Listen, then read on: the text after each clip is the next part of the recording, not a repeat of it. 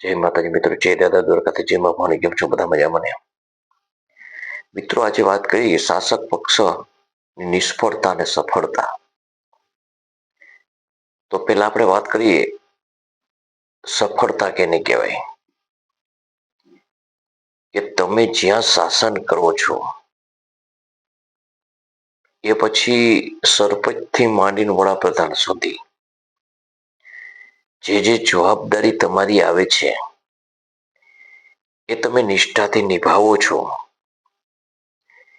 એ જવાબદારીને સારી રીતે સમજો છો અને ફરજ જાણી અને જે ઉપાડો છો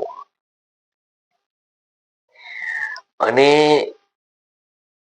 એ નિષ્ઠાથી નિભાવી અને સર્વત્ર પ્રજાની અંદર તમે ન્યાય આપો છો ને અપાવો છો. આ જો હોય ને તો એ સફળતા છે. અને એની પાછળ તમે કોઈ પણ તમારી જવાબદારી હોય એ જવાબદારી તમે નિભાવી શકતા ન હોય અથવા નિભાવવાની શક્તિ તમારામાં ન હોય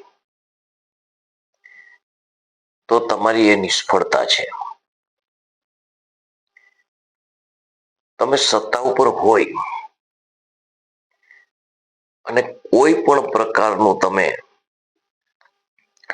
પ્રજા માટે કંઈક કામ કર્યું છે, અઘરું છે ને કામ કર્યું છે, અને એ તમે ગાંઠે બાંધી અને ફરો અને એ પછી કોઈ પણ જાતની જવાબદારીમાં તમે નિભાવવામાં નિષ્ફળ નીવડો તો તમે જે કરેલ કામ છે એનું ગર્વ અનુભવવાનો કોઈ અધિકાર નથી. તમે જે કામ કર્યું છે એ તમે કોઈ મોથ નથી મારી, એ તમે તમારી જવાબદારી હતી એટલે તમે કામ કર્યું છે અને એ કરવું પડે. એનો ગર્વ લેવો એ તમારા હાથની વાત નથી. તમારા હાથે તમે એનો ગર્વ લઈને ફરો તો એ તમારી એક અપચાવા જેવી વાત કહેવાય. કારણ કે જે તમે કર્યું છે તમારે જ કરવું પડે, કારણ કે તમે એમાં બંધાયેલ છો. ફલાણા એક નહોતું કર્યું ને અમે કર્યું, નહોતું કર્યું એટલે નિષ્ફળ ગઈ, કરો છો એટલે સફળ છો. પરંતુ જે તમે કામ કરો છો એ પ્રજા તમને ગૌરવ આપે એ બરોબર છે, પણ એક કામ કરી અને 10 કામમાં નિષ્ફળ જવું એ સર્વત્ર નિષ્ફળતા છે. મોટા મોટા પ્રોગ્રામ કરો, મોટા મોટા કાર્યક્રમ ગોઠવો, અઢળક ખર્ચા કરો, યજ્ઞ કરો, હવનો કરો, જબરજસ્ત ખાદ્ય પદાર્થો અને પૌષ્ટિક તત્વોની આહુતિ હોમો, પરંતુ તમારી જવાબદારીમાં આવતો માણસ, તમારી નીચે રોજગાર મેળવવા માટે મળતો માણસ, એ જો રોજગારીથી વંચિત હોય, ભોજનથી વંચિત હોય અને તમે મોટા કોઈ ટાઈફા કરો તો એ તમારી નિષ્ફળતા છે. તમને પૈસો ખોટો વાપરવાનો કોઈ અધિકાર નથી. તમે શાસક છો, સત્તા પર છો, પરંતુ એક વ્યવસ્થા ચલાવવાનું, પ્રતિનિધિત્વ કરવાનું માધ્યમ છો. તમે સેવક છો, સ્વામી નથી. એમ તો પ્રજા કમાઈ અને પૈસો મેળવી અને એમાંથી ટેક્સ રૂપે તમારી તિજોરીમાં જમા થતો પૈસો એ અલેખે વેડફવાનો તમારો અધિકાર નથી. પ્રજાને સંતોષકારક જવાબ આપવો, પૈસા ક્યાં વપરાણો એનો હિસાબ આપવો, એ જ ઓડિટ. તમે નાનું એવું બજેટનું કામ, લાખ રૂપિયાનું બજેટનું કામ કરવા માટે તમે 1 કરોડ રૂપિયા ટાઈફામાં વાપરો, એ કેટલા અંશે સાચું? આ બધી તમારી નિષ્ફળતા છે. તમે પ્રજાને આકર્ષવા, પ્રજાને પોતાના ફેવરમાં કરવા અઢળક ખર્ચા કરી અને જે આ મોટા દેવાની નીચે દેશને દબાવો, દેશને તકલીફ આપવી, કમર તોડ એક તો મોંઘવારી, માણસ સવારથી સાંજ સુધી 12 કલાક કામ કરે ત્યારે બે છેડા માન ભેગા થાય. આવી સ્થિતિની અંદર જુદા જુદા કાર્યક્રમો કરી, મોટા મોટા અઢળક ખર્ચા કરી અને પૈસાનો ધુમાડો કરવો, એ તમારી નિષ્ફળતા. જ્યાં સુધી તમારા શાસનની અંદર બેરોજગાર માણસ હોય, માણસ મોંઘવારીના હિસાબે આપઘાત કરતો હોય, વ્યવહાર ન સાચવી શકતો હોય, તમે ટેકાના ભાવે માંડવી લઈ અને એ જ માંડવી તમારા મળતિયાઓ દ્વારા લઈ અને મળતિયાઓ દ્વારા નુકસાન કરી અને એ જ મગફળી ખોટમાં વેચી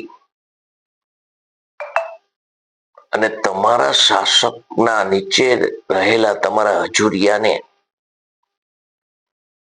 કમાવા માટે તમે લોકો જે શાસક બની અને વેપારીનો ધંધો કરો છો, એ કેટલા અંશે સાચો? તમે વેપારી નથી, વ્યવસ્થાપક છો. તમારે દેશ કઈ રીતે સારી રીતે ચાલે, રાજ્ય કઈ રીતે સારી રીતે ચાલે, એ વ્યવસ્થા ગોઠવવાની હોય. તમારે પોષણક્ષમ ભાવો બાંધવાનો, જેથી કરીને મગફળી જે વર્ષની અંદર ઓછું ઉત્પાદન હોય તો એના ઉપર જે ખર્ચ ચડે, ખર્ચ બાદ કરી અને અમુક નફો એમાં ઉમેરીને એના ભાવ બાંધી અને વેપારી વર્ગને તમારે કેવું જોઈ કે આ માલ આટલામાં તૈયાર થયો છે અને આટલામાંથી ખરીદી ચાલુ થશે. પછી એની ગુણવત્તા ઉપર જેટલું જેટલું વધશે. આ તમે લોકો એ માટે નથી કરતા કે તમારા નીચેના માણસોને તમે આપી ન શકો એટલે આવી રીતે દેશને લૂંટાવો છો. અને એ જ મગફળી પાછી તમે ગોડાઉનની અંદર જઈ સળગાવો, ખોટમાં દ્યો, પણ આ બોજો અંતે તો દેશ ઉપર આવવાનો ને. ખેડૂતોની પાણીના ભાવમાં મગફળી લઈ અને મોંઘું દાટ મિલ માલિકો પાસેથી તેલ ઉત્પન્ન કરાવી અને મોંઘા દાટ ભાવથી પ્રજામાં વેચી અને તમે ખેડૂને બદનામ કરો છો. આટલું બધું મોંઘું પ્રજા કેમ ખાઈ શકે છે? પણ એમાં ખેડૂત ક્યાં કમાય છે? તમે લોકોને મિલ માલિકો. આ તમારી બધી નિષ્ફળતા છે, નપુસકલિંગતા છે. પરંતુ આના વિરોધમાં સારી રીતે શાસન ચલાવવું, સારી રીતે પોષણક્ષમ જે તે ખેડૂતથી માંડીને ગમે તે વેપારી વર્ગ કે ગમે તે પોષણક્ષમ ભાવ મળવો, રોજગારી મળવી, ધંધા મળવા,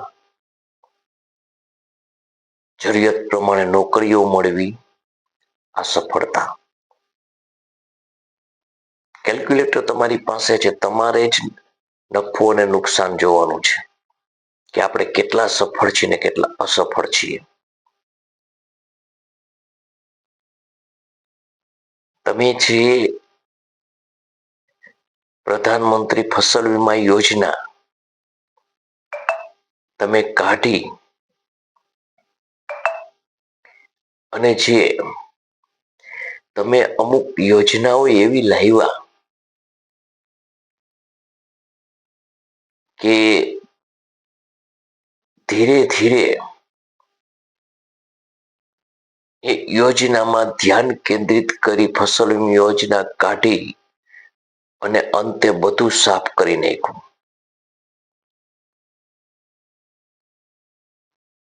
તમને જે દેખાવાનું છે એ નથી દેખાતું અને નથી દેખાવાનું એ દેખાય છે.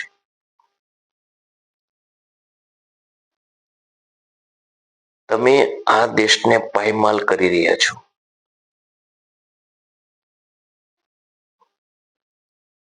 તમે ખેતીને નષ્ટ કરી અને આંધળી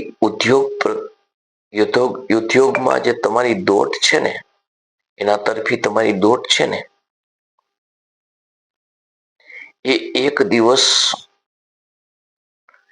સર્વત્રને પાયમાલ કરી નાખશે. ઉદ્યોગ ન કરવા જોઈએ નહીં, કરવા જોઈએ પણ મર્યાદિત હોવો જોઈએ કે આપણી ખેતી ઉપરાંત સાઈડ બિઝનેસ જેટલો જોઈએ ને એટલે જ ઉદ્યોગ અહીંયા હોવો જોઈએ કે નબળું વર્ષ હોય તો ઓમાં ટકી શકે અને સારું વર્ષ હોય તો આ બહુ જરૂર ન પડે અને પ્રજાને રોજગારી મળી શકે. પણ આપણા ઉદ્યોગો ખેતી લક્ષી હોવા જોઈએ, પેટ્રોલિયમ નહીં. કારણ કે આપણે ખેતી પ્રધાન દેશ છે.